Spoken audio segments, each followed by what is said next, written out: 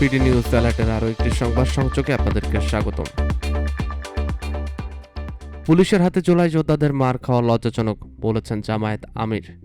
জুলাই সনদ স্বাক্ষরের দিনেও জুলাই যোদ্ধাদের রাস্তায় নামতে হয়েছে, অন্তর্বর্তী সরকারের পুলিশের হাতে মার খেতে হয়েছে, এটা লজ্জাজনক বলে মন্তব্য করেছেন জামায়াত ইসলামীর আমির ডক্টর শফিকুর রহমান। শুক্রবার 17 অক্টোবর মিরপুর 10 নম্বরে শ্রমিক সমাবেশে তিনি এসব কথা বলেন। জামায়াত আমির বলেন, অন্তর্বর্তী সরকারে পুলিশের হাতে জুলাই যোদ্ধাদের মার খাওয়া লজ্জাজনক। অনেকের দাবি মেনে নেওয়া হচ্ছে অথচ তাদেরকে বঞ্চিত করা হচ্ছে, এটা ঠিক হচ্ছে না। তার ভাষায়, বাংলাদেশের ইতিহাসে জামায়াতের মতো আর কাউকে জুলুমের শিকার হতে হয়নি, তাই জুলাই মজলুমদের কষ্ট আমরা সবচেয়ে ভালোভাবে বুঝি। জামায়াত কারো বিরুদ্ধে প্রতিশোধ নেয়নি উল্লেখ করে দলটির আমির বলেন, জুলাই আন্দোলনের পর থেকে এখন পর্যন্ত কারো বিরুদ্ধে ব্যক্তিগত প্রতিশোধ নেওয়া হয়নি। সুযোগ থাকা সত্ত্বেও জামাত কোনো অপরাধে লিপ্ত হয়নি উল্লেখ করে ডক্টর শফিকুর রহমান বলেন, এমনকি সামনের দিনগুলোতে কাউকে অপরাধ করতে দেওয়া হবে না বলেও প্রতিশ্রুতি দেন জামায়াতের আমির।